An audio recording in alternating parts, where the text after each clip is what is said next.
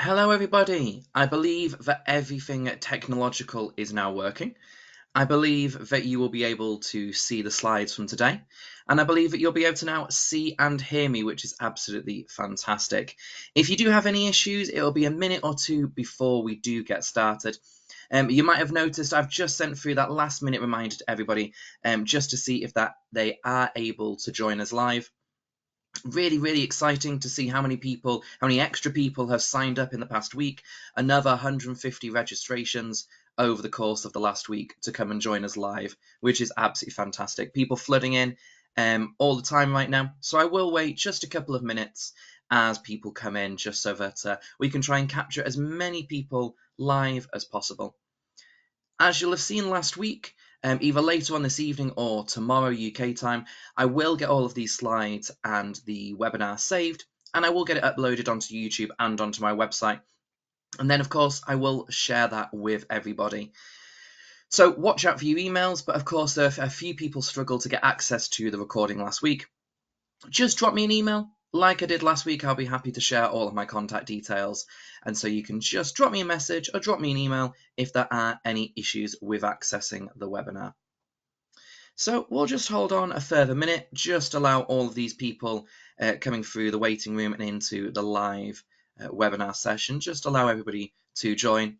Like I say, if you do have any issues being able to see any of this, being able to hear me, then please do pop into the chat function or pop it into the question function, and I'll be able to have a look at that before I begin in the next couple of minutes.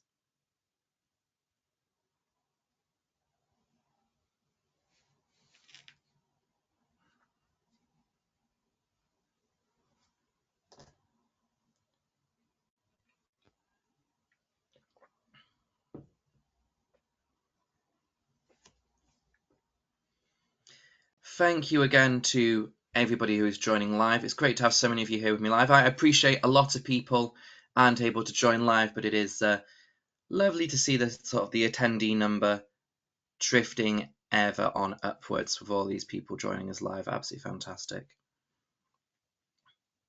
Completely appreciate, especially if you're UK based, we're at the end of a very long term, and it is very hot going through the heat wave, as most of Europe seems to be right now. So it is a very hot, very long, very tiring day. So thank you for all of those who are able to join.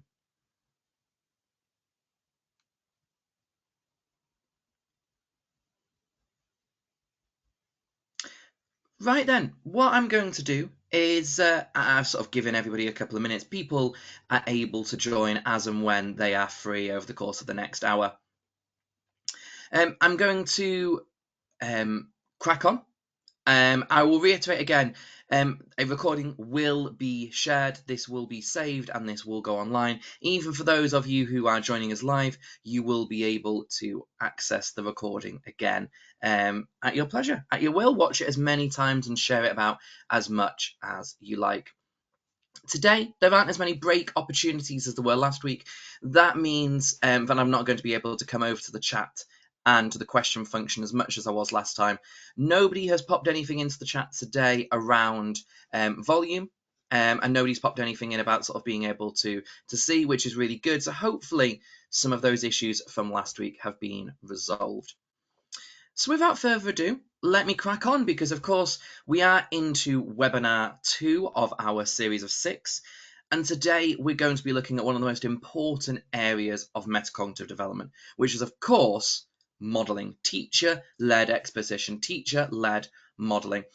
And I say teacher-led actually, but I think it's very important that we realise that this is expert-led, this is adult-led, this is where we've got a more knowledgeable other who is working with a less knowledgeable other. So it's not necessarily teacher-student, it is very much a novice and a non-novice, or an expert-novice relationship that we're focusing on today, and the importance of modelling in that situation.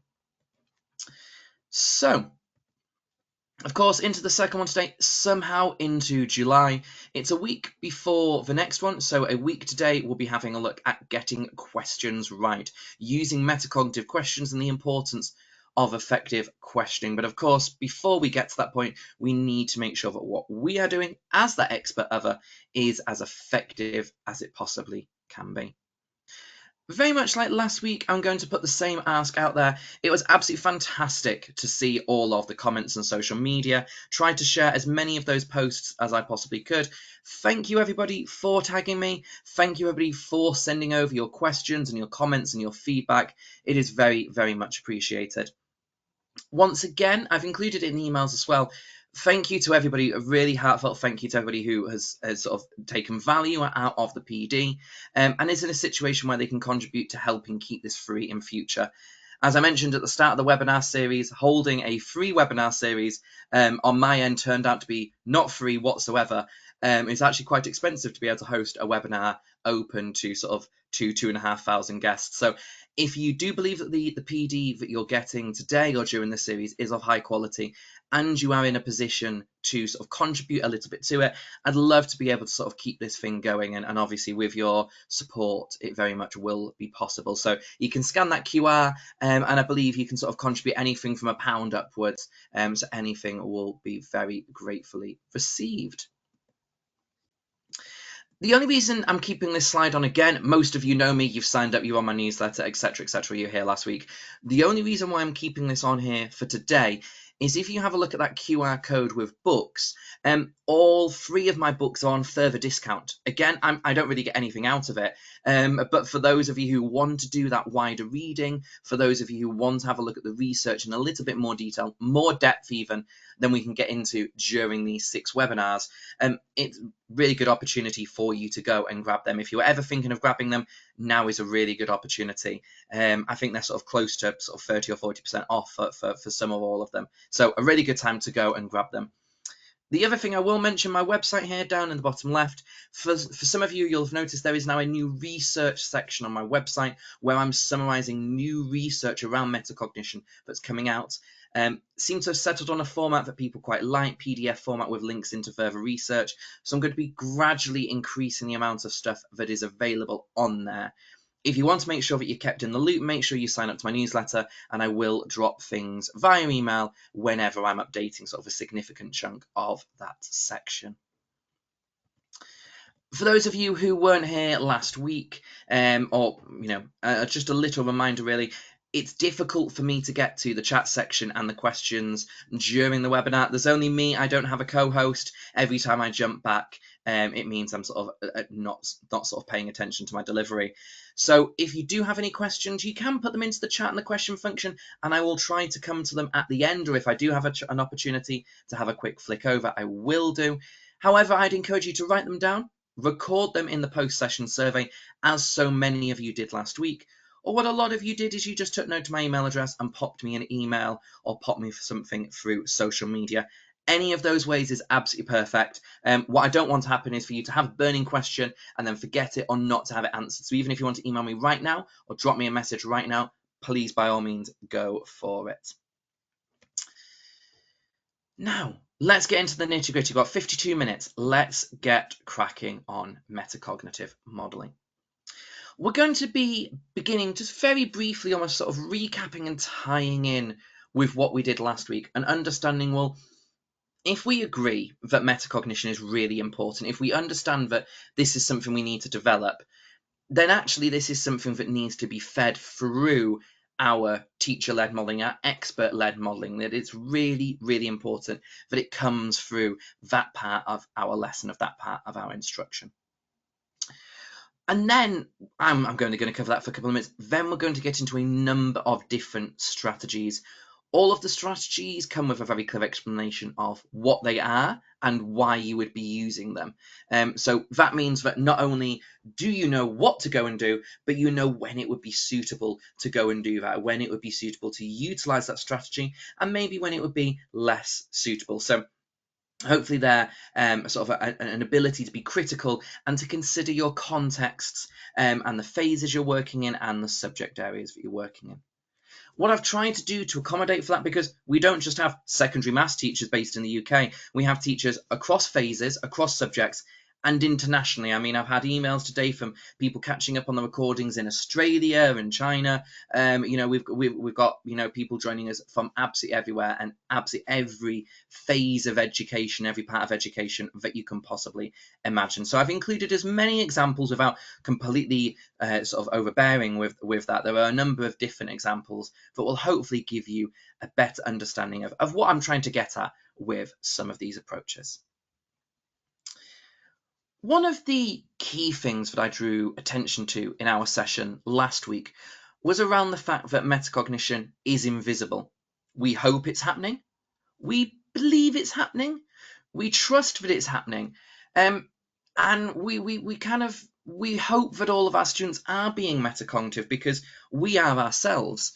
However, it isn't something that's visible. It's like the air around us, it's like the heat around us. We cannot see it. We feel the impact of it, or we see the impact of it, but it's very hard to see that it is actually there. And so that means that if we want metacognition to be a focus, if we want it to become something that we can develop, then it's really important that actually we take any and every opportunity to make metacognition visible. We talked last week about the silly examples, maybe driving to somewhere new or making a cup of tea, and all of those things are metacognitive, but normally we wouldn't narrate them, we wouldn't discuss them, we wouldn't consider them. But actually, if we want to consider those metacognitive aspects, it's really important that we do make them visible, that we do narrate them, that we do illuminate them, because that's the only opportunity we've got of developing those skills in our learners. And so if we're wanting to illuminate, if we're wanting to make visible metacognition, then what better way than through the modeling that we do in every single interaction with our learners, in every single lesson that we deliver, we have modeling. And so it's the perfect springboard, isn't it, to develop metacognition in the classroom. I've also reflected a lot on the fact that we as sort of teaching assistants or heads of year or heads of department or classroom teachers, what we have is a huge amount of expertise in our areas, whether that's phase understanding or whether that's subject understanding. And that expertise is built on a number of different things, isn't it? It's based upon studying the subject for far more years than those students whom we're teaching. It's based upon the higher level of qualifications that we've got, whether we've got more of them or at a higher attainment level. It's based upon the fact that we've engaged with and maybe even written the curriculum. We've marked papers, we've seen exam papers, we have provided feedback, we've taught the curriculum for many years over, and we teach our subjects lesson in, lesson out, day in, day out. We engage with our subject far more than our learners engage with it at any given point. And all of that expertise means, yes, we're an expert, but it means that we've developed a huge amount of that through metacognition, understanding why something works, understanding how different things connect together. We've had more opportunity to get things right and correct them than students have probably had to just get them right in the first instance. We've probably got more things wrong in our subject areas than our students have ever actually seen full stop. And so we've developed hugely the amount of metacognition that we use in our subject area. Our expertise is based upon the metacognitive development that we've gone through over the 2, 10, 20, 50 years that we've been studying our subject area. And if we compare that to our novice doesn't have that experience. They don't understand the connections and they've never seen the curriculum before. Some of them won't even understand what you're doing in that very lesson. And so we've got a massive gap, not just cognitively in terms of what we know about our subject area, but we've got a phenomenally large gap metacognitively. The metacognition that we have developed in becoming a subject expert, our students have yet to develop. And so that's only going to develop through explicit teaching and illumination. So, in short, why does modelling matter? Well, modelling matters because we need to model the cognition, but we also need to model those meta aspects. We're experts, our subject meta abilities are fantastic, and we need to make sure that our novices get that as well. But just as importantly, if not more importantly, is that metacognition is invisible, and the only way we can get rid of that invisibility and make it or have it illuminated is through modelling. through the way that we model these ideas. So let's crack on. Let's start to think about our first strategy, explicit justifications. So what do I mean by explicit justifications when we're modeling to our learners? Well, I mean that based upon our expertise and based upon our subject knowledge, we are going to make a lot of choices. We're going to make choices around the strategies that we use. We're going to make choices around the keywords that we focus on, around the way that we lay out our work. We're going to make conclusions based upon how the questions are worded, based upon exam papers, based upon so many factors. We make a huge number of choices. And actually, a lot of those things are incredibly automatic to us. And so I suggest that whenever we're modeling to students, if something is automatic to us, so why we focus on a certain keyword or why we're writing something down or why I've made a certain change to my answer, if those things are automatic to us, but they're not automatic to our learners, then that is a metacognitive gap that we ought to be modeling. So in short, if we are making a choice based upon our expertise that is not obvious to our learners, then we need to take the time to model that. Basically, it's about ensuring that we give the why for the choices that we are making, because otherwise students are only going to understand that far later down their their careers, their sort of academic careers, their school careers, or they're not going to find it out at all. So we're missing a huge opportunity there. Every time we make a decision, we can explain why that decision has been taken. So why would we do this? Let me give you my sort of metacognitive rationale for this. So it allows our students to learn from our own experiences, from our experience as an expert, rather than having to go through trial and improvement 100 times over. And that's not to say that trial and improvement isn't important. It absolutely is. Trial and improvement is absolutely imperative to a lot of academic and practical development. But we don't want our students to learn everything through trial and improvement. There's a reason why we teach phonics and early reading. There's a reason why we ensure that students have got numeracy skills. We don't say to a 4-year-old, by the time you're 25, you will have learnt to build a submarine, and I'm not going to give you any input at all. By the age of 25, someone might be able to build a submarine, but only through 20, 21, 22 years of effective teaching and effective modelling. We need students to learn not just the cognition that is through the history books and is understood, but also those meta aspects as well. And actually, from a subject point of view, the better that students understand why something is being done in a certain way, the better that students are going to understand a given subject area.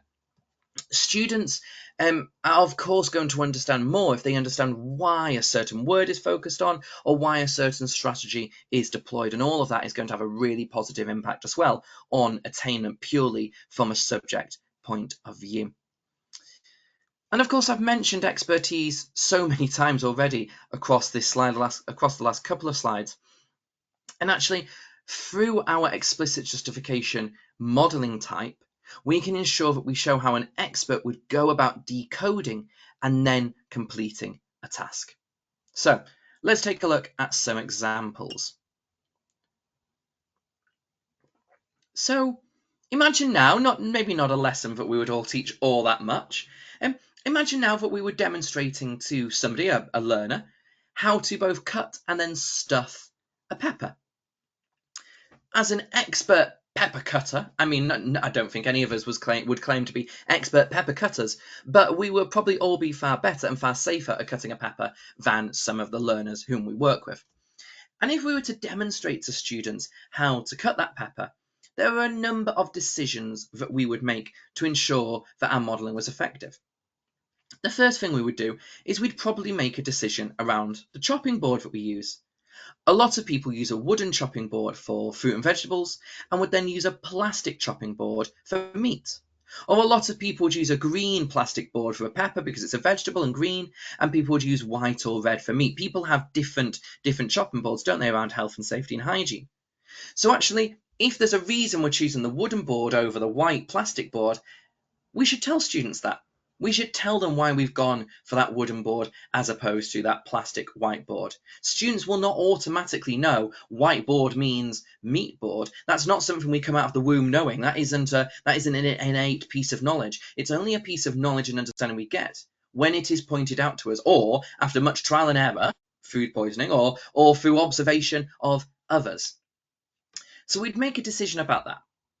We'd also probably make a decision around the size of the knife that we were using. So if we wanted to make a clean cut through a pepper, we'd probably go for a larger knife that could cut through it in one long, smooth cut. We wouldn't take a really short knife and try and sort of stab around and cut it open, because it's just going to be a bit of a pain and it's going to risk cutting our fingers open. But again, unless we both explain that explicitly and demonstrated why to students, and I'm not saying we need to demonstrate the use of a small knife and cutting our fingers, but I mean talking through why that wouldn't be a good idea and then demonstrating effectively why the larger knife is a good idea, again, would develop that metacognition that we're wanting students to develop. We would also want to be very careful with where we placed our fingers. We're not going to have an open hand if we're chopping the top off a pepper. We're going to sort of have a claw, and we're going to ensure that we don't, if we're going to cut anything, it'll be our knuckles. But again, whether we're going to do a bridge chop or whether we're going to do a claw chop is going to very much depend on or if the student's going to know that, it's going to depend on the modelling which we show them. So we're going to need to demonstrate to students why we're going to want to tuck our fingers underneath and why it's better to sort of slightly cut around our knuckles rather than a finger. Again, we don't want students to find that out the hard way. And another thing that we might consider explaining to students is when we would be taking out the centre of a pepper, we would probably put our knife down and we'd probably pick up a spoon and we'd scrape out the inside, the pith and the seeds and all that. But again, that's not automatic knowledge. That's something that we would want to demonstrate or talk our students through. And again, it's another decision we're making upon our understanding of danger and ease that students wouldn't know until we've pointed it out. So, have I over-egged those points a little bit? Absolutely. Would I expect us to go through all 4 of these? Maybe, maybe not. It depends on the group and the context, and it depends on how much time you've got. But do we make decisions in all 4 of those areas? Absolutely. And are those decisions that we make obvious and automatic to everybody? No, they're not. At some point, you either need to be told it or you find it out the hard way. And obviously, definitely in this example, but more generally in learning, we want people to find out the easy and quick way rather than the wrong way, the bad way. Let's start to have a look at a few more academic things and what might we actually see in our lessons. So here we can see that there are one phrase repeated twice that is in bold. We know why that phrase is in bold. We know that it's in bold because it's really important. It's a key part of the instruction. Students aren't necessarily going to know that. At some point, we've all been taught that bold means emphasis and bold within instructions means really, really important. So let's make that point to our students. Let's explain, right, do we know why those words are in bold? Or we say, these words are in bold because bold means emphasis. And so it means it really wants to draw our attention to them and make sure that we listen to them. So the reason it's telling us to get an adult, it's really important. So it must carry some element of risk or some element of danger. So that's what we'd be wanting to do in this example, just teasing out some of those metacognitive ideas.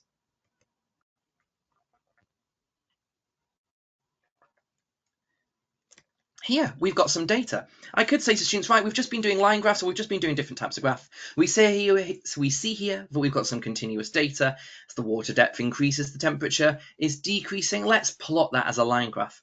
Of course, we know that it needs to be a line graph. We know that's how we want students to deal with that data. But actually, the metacognitive deeper understanding or deeper teaching we could have here is saying, right, the reason we've got that line graph is because we've got our continuous data. It's not discrete. We're not going to put it in a bar chart. We've got a smooth movement between the sort of water depths and the temperature. So we're not going to pop that as a bar chart. And I don't have the total amount, so I'm not going to use a pie chart. So again, we know, it's going to be a line graph. Okay, that's what I'm going to use. But explaining that little metacognitive jump isn't automatic for students, but is a really, really good teaching tool. Mathematically, here, if we've got a compound area question, students might go to drop a vertical line in here, or they might draw to drop or to place in a horizontal line there. Again, we would probably do something automatic as a subject expert. Maybe our go-to is just to drop in the horizontal line. Maybe it's a little bit easier to split it up, whatever it might be. But again, explaining to students, well, I'm going to drop in this, but we could also do it like this or do it like that. And explain to students why we're making certain choices. Here, within an English language context, we can see we've got a really sort of quite meaty question towards the end where it talks about the words and phrases that the writer has used. It's talking about language features and techniques, and it's talking about sentence forms. And again, as an expert within that subject, we would have seen this type of question many times before. We would have maybe marked it. We would have maybe seen it in an exam. We would know exactly what the marker, what the examiner is looking for. So when we would model it, we would know exactly what keywords to focus on. The students don't know that until we point them out. Students don't necessarily know what sentence structure or why a sentence structure has been used, again, until we point it out. So the imperative here is that, again, our expertise, our choice of focus is explained to our students. Sort of outside, maybe our sort of English, maths and science as we've been looking at so far, we've got a range of other subjects and we've got to consider them. So we can see here this is cropped out from social care curriculum, and it's listing in their curriculum different barriers to accessing healthcare services. And I suggest that as we're modelling that, we may suggest that some factors are more important than others, maybe because of our own experiences, or maybe because of the local context in which we're teaching, or maybe even the national context in which we're living and teaching in. We would maybe need to explain some of those biases, or maybe we need to explain some of the reasons why certain areas or certain factors are bigger barriers than others. So, explicit justifications was our first strategy, and that leads us on nicely into our second strategy. Just a very quick pause, nothing in the chat, which is absolutely fine. Of course, if you do have anything, feel free to put it in the chat, and I will try to get to it if at all possible. But let's carry on now with our second approach. And this is very much along the same lines. This is very much how can we illuminate that teacher expertise, because that's the really important thing, that teacher expertise. And this approach suggests that, again, we're experts and we will know a range of different strategies that we could utilise for different topics. And again, we'll be aware of the relative strengths and the relative weaknesses and the appropriateness of those alternative strategies. What we don't have, though, are learners who will know all of those things as well. Learners are not going to know all of the different strategies available to them, and they're certainly not always going to know which one's the most relevant, which one's the most suitable, when they should and when they shouldn't use an approach. Because this is all about skill transference, which we addressed in the very first webinar, and we talked about the fact that metacognition improves skill transference. Okay, great, but what is it? And it's the ability, the expertise required to understand when something can be drawn from one circumstance to another, or maybe when it is not quite as appropriate. So, what I suggest here, I kind of mentioned that, what I suggest is we model the different approaches, the different opportunities that students have to complete a task, and then we spend time narrating and discussing the relative strengths and weaknesses and the alternative strategies that we could take with our students. And the first thing is here to help that skill transference, to make explicit how appropriate different strategies are in different circumstances. So that's the very first thing. The second thing is around that learner flexibility. If students better understand the approaches that are available to them, and when to use them and when not to use them, and when they might work well and when they don't work so well, that's of course going to make a more flexible learner, and flexible learners are better problem solvers. And all of this, again, has a significantly positive knock-on impact on your subject area. If our students are becoming more accustomed and more comfortable with the range of approaches that they can use, and they're critically considering when to and when not to use them, then of course they're going to be getting better at their subject. A common example from mathematics which really helps to point out what we're trying to do here.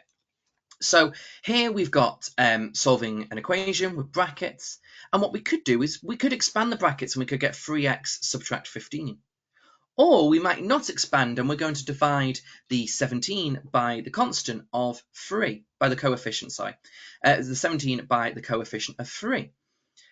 Either way will work, but is there a more appropriate way? Is there a nicer way of doing it? Can students start to generalize, given certain questions, what approaches should they take? And unless we show students the different opportunities, and unless we discuss them explicitly, they're not going to start to develop that understanding. A geography or science example here, we've got a time zone map. And I've seen this being used in numerous lessons this year in numerous different ways. Are we always going to count it from the same place? Do we maybe always need to start in our country of origin? Do we always need to start in the UK? Are we just going to count the columns? Are we going to utilise the hours, the plus or minus hours that are marked on the map? There are lots of different ways of using a time zone map. And sometimes one approach is more suitable than another. Here, I love these examples from sort of the early years and Key Stage 1, even heading up into Key Stage 2, and of course where needed, Key Stage 3 and 4. And it's around supporting reading. And sometimes we might go for a pointy finger, sometimes we might go for a reading ruler. Again, considering why they might be helpful for a student and narrating those to the student and explaining why those approaches are suitable and helpful. A science example here, if we were given the question of describing the similarities and the differences between both an animal cell and a plant cell. And one way we could go ahead and plan out and write up the answer would just be to comment on all of the characteristics of an animal cell, and then all of the characteristics of a plant cell, and then compare them. Or what we might try and do is actually try to compare, as we go along, the characteristics of an animal cell instantly with those of a plant cell and go from characteristic to characteristic. Potentially the second option is more complicated. Potentially it's more risky because it's a harder sort of answer or write up. However, it could potentially flow better and allow for better comparison. That first approach of simply taking two separate paragraphs and keeping them isolated is perhaps a safer option, and it maybe makes it easier to write up. Perhaps it, though, becomes a little bit clumpy, or perhaps it doesn't allow for that comparing and contrasting as the second option does. Unless we explain the options to students and talk through something like this, they're not automatically going to know it.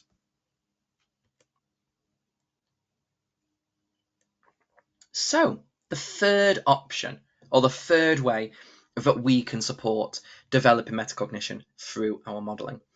And this is something that I normally get on my soapbox for. This is an area that I'm incredibly passionate about, and an approach that I'm incredibly passionate about. And it's around the use of scaffolding. Now, scaffolds are wonderful, wonderful things. They allow us to take students from where they currently are to the point that we need them to be, meeting learning objectives and meeting the learning goals that we have set for our learners. Scaffolds help to support students in an area in which they're struggling, and they provide them, of course, with that support, moving them forward, rather than having students sat there struggling. It is a way of getting students to move forward. And again, we've got a huge range of different scaffolds that we can give to students, whether it's a calculator or periodic table, or whether it's a keyword grid, or maybe it's a writing frame. There are lots and lots of different things that we can give to students. But I would suggest that in a lot of circumstances, and imagine now the last time that you gave a student a scaffold, I can well imagine that it looked a little bit like this. A student came to you, or you went over to a student, you reviewed their work. Because of your expert knowledge, you identified that there was a mistake, a common mistake within that individual's work. You then identified the scaffold that would be suitable for that student, and then you gave it to them or told them to go and use it. And of course, the outcome to that process is the student is now doing better. But imagine you were in the shoes of the student. You go up to the teacher comes and stands behind you, and suddenly a dictionary appears, or suddenly a calculator appears, or suddenly a keyword grid appears, and it isn't necessarily obvious as to why that is needed. And so what I suggest in this approach is that whenever we are giving students a scaffold, we need to walk through 3 points. We need to ensure that the student understands what it is our expert eyes have seen. How do we know that that is an issue? How do we know that a student has done something which isn't quite meeting the task requirements? Because a student might not notice it, because often if a student notices they're not doing something right, they will do something about it, or they will ask for help. So if a student is just ploughing on and they've not necessarily identified the issue, then that's probably the point we need to help them point it out. And the other thing is, we don't just want a student to consistently rely on us for us to point out the issues or the mistakes that they are making. We need students to be able to self-identify some of those problems. If not all of them, we want our students to become more independent. So let's ensure that we're starting off with explaining to our students what it is we have seen through our expert eyes. What have we identified that we think needs some work, and why? Why does it need some work? What are the consequences of poor spelling or poor layout or an unclear answer? What are the consequences of those things? Once we've done that, we need to ensure that students understand why they are being given a certain scaffold, because students might be told that their spellings don't work, but we need to explain why a dictionary or a thesaurus or a keyword bank is the right thing to go and use. And we need to explain why they're helpful and how to use them. So we need to explain why the dictionary is the solution for that, and to ensure that a student understands how to use it, for example. Or giving students a calculator. Again, we'll have all been in circumstances, I'm sure, where a student has been given a calculator and they don't really know how to use it. So actually, if anything, the barriers are higher after you've given them the scaffold than before it. In essence, providing students with a scaffold should not just get students from where they are to where we need them to be, but it should also allow a student that independent and individualized feedback, allowing them to understand exactly what it is that's gone wrong, allowing them to sort of start to develop the sensors for when that goes wrong in the future. And it should equip the student with an understanding of the scaffolds that are available and which one or which ones may be suitable given the identification of something that isn't quite up to scratch. And of course, a student needs to know how to use it. So why would we do this? I've explained some of it, but the first thing is it ensures that high quality feedback. So we've gone over as an expert, we've seen as an expert and diagnosed something. Well, actually students need to know that so that they can have that identification of issues and that they are aware of the things that they need to be working on. And in turn, that of course helps us to develop independent learners. If our students are just constantly being given scaffolds, and to some extent and purposes, if our students are just constantly being spoon-fed, oh, I notice this is an issue, I will give you this. Well, if the student is just constantly being given a scaffold or not being talked through it, then that doesn't make our individuals very independent, does it? We want our learners to be able to go off and identify these issues themselves, rather than just wait for us to tell them. So by focusing on these scaffolds, it ensures that we start to develop these independent learners. So I'm not sure there's sort of too many examples to give you here for this one, but of course there's a number of different scaffolds that we could use, everything from calculation sheets and knowledge organisers through to keyword banks and formula sheets, model answers, periodic tables. There are so many different scaffolds that we use. I couldn't possibly include them all within that one slide.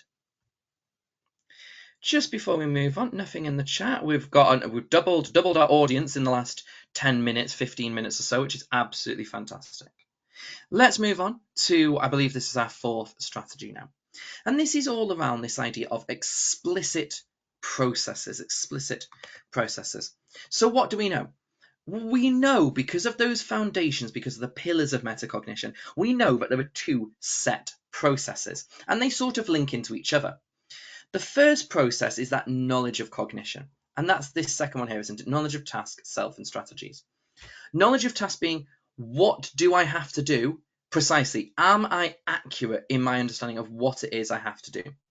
And once I know what the task is asking me to do, I can then go on to that knowledge of self. What information that is suitable to this given question do I need to include, or do I need to draw upon, or do I need to go and find out? And then I need to determine the very best strategy to then go and complete that work. And of course, we just spoke about strategies just a minute ago, so you can see how a lot of these things start to link into each other and make this sort of quite coherent metacognitive sort of heuristic individual. So that's our first cycle, that knowledge of tasks, self, and strategies. And of course, that's always forward feeding, isn't it? Once you've used it once, it feeds into the next and the next and the next. And we just continue building up this deeper understanding of task and self and strategies. Now, of course, the other cycle we've got is that regulation cycle of planning, of monitoring, and of evaluation. And we actually said that a little bit of the cheating for plan was actually effective planning is knowledge of task and self and strategies. So if we want someone to do really effective planning, we really just want them to do those three things. So these are our two cycles. We've got planning, monitoring, and evaluation. And of course, evaluation loops back into planning. But of course, planning itself is actually task, self, and strategy. So evaluation will forward feed into those three areas. In effect, these are the 6 pillars of metacognition as mentioned, and these are the things that we need to be developing all of the time. And so if we need to develop them, then we ought to be modeling them. So what do I suggest? I suggest that we just make it really, really obvious and really, really explicit. So if we are planning, or if we are identifying our knowledge of task or our consideration of self or the identification of strategies, then just make it really obvious. Just illuminate that to the students. Narrate that we are doing that bit in our completion journey. If we're monitoring our work, then explain to students that we are monitoring our work. Or if we're evaluating our work, then again, tell students that, make sure that it is obvious. And of course, the main thing here is that those invisible cycles, those things that we know are happening, but aren't necessarily obvious, this is a fantastic way to put them in the limelight. And it also, again, shows our students and allows us as experts to model what successful cognitive action looks like. Because it's not about outcomes at all. It is about our evaluation of those outcomes, but also the process. It's the process in which we take to complete something and our evaluation of why said process was so effective and learning from it. So actually, if we take the time to model these things, then it will become clearer and more obvious for our students. This has come out quite blurry, and I'm not too sure why, but we can see a bit of a flow map example here, steps to take when writing a story. And though this may not seem metacognitive, but you can see here we've got the planning, we've got the drafting, which is almost that monitoring stage, we've got the editing, which is monitoring as well, or even evaluation, and then we've got the proofreading stage. So here we've got a cycle that itself is quite metacognitive in terms of planning, monitoring, and evaluation. And having that bit of dual coding as well is quite helpful, really helps to support students in focusing in on exactly what it is they need to do. The scientific method. I know I've sort of copied this from Wikipedia, but of course all schools and all science departments will have something the same or something very similar. And again, breaking it down into these processes and being very clear what we're doing and talking through why we're going through all of these different stages will be really, really helpful for students, because otherwise it remains invisible. Otherwise, it isn't something that students will see and understand unless it ends up being through trial and error, and that's what we're trying to avoid. This one is slightly different. This is a problem, and I think here obviously it depends on sort of the problem you're trying to deliver, or maybe the maths department you're in, or the school, or the curriculum. But again, there are processes that we would go through here. We would maybe read out the question and highlight key words. We'd maybe identify the very first thing that we need to do, or maybe we'd sketch in some other things to the diagram. Again, we can teach this problem, and we can talk this problem through with our students through the metacognitive cycle.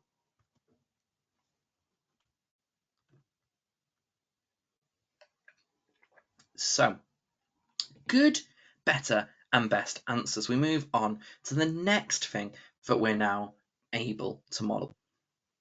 Now, good, better, and best answers. I'm not reinventing the wheel, right? This is something that has been around for a very long time. But there are lots of things that have been around for a very long time, but that doesn't necessarily mean that they're good, and it doesn't necessarily mean that they're being done very well. And I think that's certainly true of good, better, and best answers. So what do I suggest? Unsurprisingly, it's that we provide students with 3 given answers for one specific question. But what we need to make sure is that those questions are those answers to the question, are very, very similar in level. What we don't want is an A grade, a B grade, and a C grade, because the differences are so large you could drive your car through them. What we're wanting to do is get these answers very subtly different. We might even want answers where one scores the lowest amount of marks overall, but maybe it has the best introduction. We're wanting responses which are really quite similar, so that we're able to draw out the subtleties of what makes something better, what makes something that little bit stronger. Because actually showing students an A, a B, and a C, or a grade 9, 7, and a 5, or whatever it might be, showing our students a wide array of answers, it doesn't help illuminate anything, because the difference between a grade 9 and a grade 5 is monstrous. And actually, anybody would be able to see some of the differences within that, but it doesn't necessarily help students focus on the small things that they can do next. So why are we going to focus on this, and why do we want these answers to be really similar? Why do we want to be modelling this to students? Well, in the first instance, it's that opportunity to illuminate our expertise. A lot of these strategies have given us a good chance, but this really allows us to draw on our understanding of assessment, and it really allows us to draw on our understanding and our comprehension of mark schemes and maybe examiner requirements. So it's a superb opportunity to, again, place the spotlight on that. And like I've said there, because we've got that expertise from having done the task before, having seen the mark scheme, having marked it, having been the examiner, having read the examiner's report or the paper report, whatever it might be, we've got that expertise that we can share with our learners. And the most important thing, which I know I've mentioned already, is that subtlety. We are wanting to draw out the small differences rather than the significant ones, because we're trying to help students identify next steps. So let's take an example of this. So if the question here said, explain what is meant by an ancient civilization, we might have 3 different responses, and they could be: an ancient civilization is one that is super old and doesn't exist anymore. Or maybe an ancient civilization could be defined as, it's a group of people from a very long time ago who often did things differently to how we did or how we do them. Or we could say an ancient civilization is now extinct and is a group of very similar people.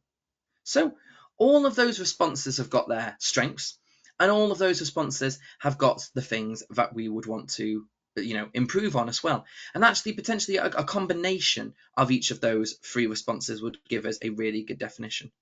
But you can imagine the teacher talk that you could develop around these 3 responses, around what are the good aspects of each of them, what are the things that are letting each of them down, how could we combine this to produce a really good overall definition. And of course, once you've modelled this once, you could start to break it down into a paired activity. You could break it down into a group activity. It's a really fantastic way to start to then build discussion on oracy as well in the classroom. A different example, but again along the very, very same lines, is the question here: what is meant by the composition of soil? Again, 3 different responses. It's, the composition of soil is 3 different parts: topsoil, subsoil, and bedrock. So there they've given us the 3 different types, but they've not necessarily put it into the form of a sentence. Soil is topsoil and subsoil and bedrock. Again, that third one, it's not necessarily the nicest sort of syntax there for that sentence, not necessarily the most grammatically correct, but maybe it's a little bit more sentencey than the second one. I don't know. Again, we've got such a good discussion of what we can have about these. And these are just little examples that I made up, not being a subject expert, not teaching these ideas, but just questions that we could ask that I know come up in the curriculum of a lot of schools and a lot of different subjects. In essence, a lot of departments as well will have a lot of sort of these good, better, and best answers. The sort of the important thing for us to do would be to ensure that they are sort of quite close in sort of their similarities, rather than things that are really sort of big in their differences. And the other thing that would be interesting to try would be ChatGPT. So having a look at that, and maybe sort of giving it a question and getting it to produce responses in line with a mark scheme that are very, very similar, and getting students to sort of compare and contrast and using our expertise there as well. So we move on to what I believe is the final example now, which may actually leave us with a little bit of time for questions at the end. We shall see. So the knowledge of grid actually begins to move us towards planning, developing our students' planning skills. It's not something we've talked about massively in this webinar series so far, but the importance of planning cannot be understated.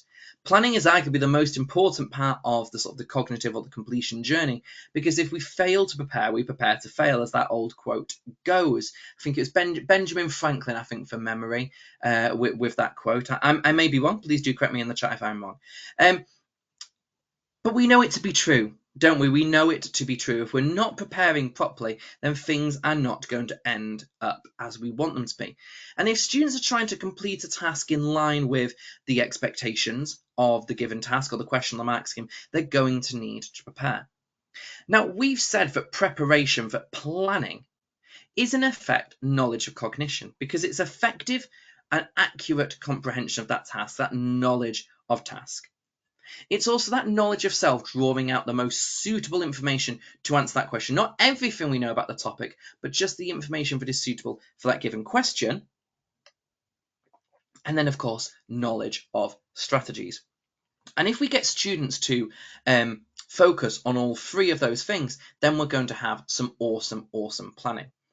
So the knowledge of grid is a very simple and very straightforward planning template that gets students to think about those three areas, like I've said, the fundamental of any cognitive activity. And actually, why would we have a planning template that draws particular attention to these three areas?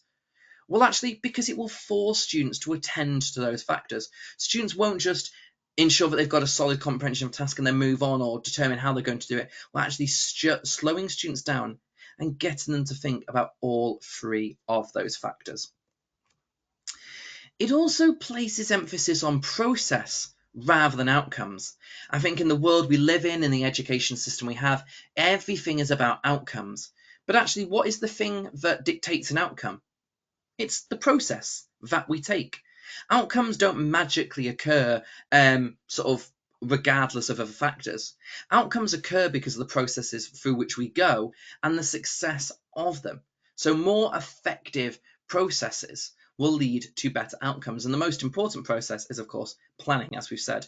So by removing the focus from the output and sort of swiveling back and placing it onto the process and the planning, we're really emphasizing the thing that really matters in education and in cognition. And actually, this provides a really nice scaffold for more complicated tasks as well. Some of our students we know will struggle greatly when they're having to plan out tasks. They might become quite overwhelmed. They may not know where to begin. So actually having a clear planning template, one I'll sort of demonstrate to you in a minute, having a very clear planning template will give students the scaffold that they need to actually do something, to actually get going. And equally, for those students who we know just go and rush off, we've all got those students, haven't we? They just sort of, they see a question, they pick up the pen and they go, they just crack on with it. And I think that's very, very common. I think it's quite common in human nature as well. We just want to get it done, just want to get it finished, just want to move on. It will slow those students down and give them a clear scaffold that they might not otherwise have had for completing a task like this. So I'll start off with a maths example because potentially it doesn't seem that relevant for maybe a science or a maths as opposed to a sort of a more written subject. But we can see here, Corbett maths example, we've got chickens in the field and the farmer wants to understand how many chickens can be kept. It's a two-part problem where we need to work out the area first, and then we're going to need to see how many chickens, or basically how many times will 3 go into the area of that field, what it was divisible by, rounding down. So here the student has noted down, and potentially they've written it in a little bit too much detail, but the student has written down that their aim is to find the maximum number of chickens that can be in there. Absolutely good. They know what they're trying to find. They're trying to find one number, which is the number of chickens. They know that it needs to be a whole number because you cannot have a partial amount of chickens. And they also know that they're going to have to round their number down. And of course, it's maths. They're going to need to show their method. We can see that the student isn't sure on how they're going to find the area, but they do know that once they've found the area, they need to divide it by the area that the chickens require, so 3 meters. And once they've got that number, that's going to be rounded down to give that final solution. The student has then said that they know that they could split up this shape into 2 and they could drop a horizontal just to the left, a vertical line, sorry, just on that left-hand side of the 120 meters. They could drop one there, but then they wouldn't know how to work out the area of the trapezium. But the student could drop in both a vertical and a horizontal, and they could look to get a triangle in there as well. it's a possible. So the student has identified what they could do, and then it's maybe something that they need to talk about with their expert other. In other subject areas, and you'll be able to have a look at these slides when I upload them later, again, we've got two different types of animals, and this time we're describing their life cycle. So the student has written down clearly what they need to do. Two animals. They have to be different because otherwise it wouldn't be two of them. They're going to need to explain the stages, and ideally it's going to be something with a good life cycle, not something that doesn't contain many stages, because then you wouldn't be able to show off your knowledge. The student has identified that they are really clear on that life cycle of butterflies, and though that they can recall that frogs is quite interesting, they're not necessarily sure on that life cycle. They know that they could do something like a sheep or a cow, but again, that's born, lives, dies. It's not a particularly exciting life cycle. The student knows that when they go to write up this answer, they could describe one animal and then they could do the other, or they could look to compare and contrast as they work their way through to sort of give a more sort of written prose, a more complex and interesting written up answer. Again, many different examples here. This is more primary based, and again, I will let you have a look through this in your own time. And that brings us to the end, I think, of 6 different approaches that we have gone through today in terms of modelling. So in essence, modelling is the gateway to ensuring that we are developing metacognition in our classrooms. And it is absolutely crucial to illuminate that through our modelling. And it's really important that we choose effective models and modelling approaches, as we've looked through today, that will help our students to illuminate and see the metacognition that we're doing and that they are doing as well. Hopefully of those 6, there's something new or there's something that's refined your practice, and hopefully something that you'll be able to go and do from tomorrow. So in terms of what's next, any comments that you've got and any photos, once again, if you're happy to share them on social media, it'd be absolutely fantastic. I know some people quite like to share summaries of their notes or just put a little sort of feedback online. Anything and everything would be very much appreciated. We've got the pay as you feel again, that link from earlier. So again, if you enjoyed the PD today and you've been enjoying the webinar series so far and are in a position to do so, any payments can be made through there to help keep this series and future series completely free to aid access. And then most importantly, we've got the survey on the right hand side there. So if you scan that on your phone and follow the QR code through, you'll come to a Google's form. It starts off with a little bit of feedback, but that shouldn't take you any more than quite literally 10 seconds. And then beyond that, you have an opportunity to write down any questions that you might have. We're coming up on 4:30 live time now, so it might be that some people do want to stay around and pop something into the chat, but otherwise, please do pop it in the survey. Or, as people did last week, just drop me an email. Just drop me an email at mrmetacognition at gmail.com or Nathan at mrmetacognition.com. You can drop me an email on either of those, or like I say, drop me a message. So I did mention this a little bit last week, and I did try and send out emails to people as well. Completely appreciate that it's a very busy time of year, and a lot of them will have slipped into spam. Over the course of organising this webinar series, over 500 people have actually flagged that they would like support in their contexts. It is obviously not going to be possible for me to work with everybody in the way that they would want next year, but I would love to work with as many of you as possible. I will just reiterate, literally every week that goes on, I'm booked in for more and more and more things. So between last week and this week, I think it's a further 30 days have gone. So I'm really quite close to sort of the limit now of what I'm able to offer. So if you're wanting to get an inset booked in, some online training for your context, if you're wanting leadership support and consultancy, had some interesting chats around that today, subject year group focuses, ongoing support, or even if you're interested in my Leaders in Metacognition course. So that's a course that I've run twice this year just because it's been so very popular. Year-long support, 2 full days of training and ongoing coaching as part of that process. So that will be launched again in September. But if that's something that you're interested in, I've already got a waiting list from the previous course. So yeah, like I say, if that's something that you're interested in, please drop me an email now, so that as soon as details come out for that, I can get you signed up into that program. A little reminder again that next week, so a week today, exactly the same time, exactly the same setting, another webinar, we are going to be having a look at getting questions right. So again, it's going to be another half dozen or so strategies, and we're going to be having a look at effective questioning in the classroom. Firstly, what makes effective questioning and why does questioning even matter? And then we're going to be having a look at some of those metacognitive ideas behind effective questioning. Can I thank you all from the bottom of my heart again for joining me? Absolute pleasure to have so many of you join live. Well, I think I saw it jump over 100 at one point. So many of you joining live on this hot and busy afternoon. So thank you so much for that. So many people are catching up on the recordings as well, which is absolutely brilliant. Like I say, I am here if I can help you. I'm here if you've got any questions whatsoever. I'm going to end things here now, but please do pop any questions into that survey link. In fact, I will go back onto that page. Please do drop me an email about any support that you do want or any questions that you do have, and I will follow that up with you over the next couple of days. So I'll leave you with that survey link, and I will see you all a week today, just under 7 days, 6 days and 24 hours, and I will see you for the start of our questioning webinar. Thank you very much, everybody.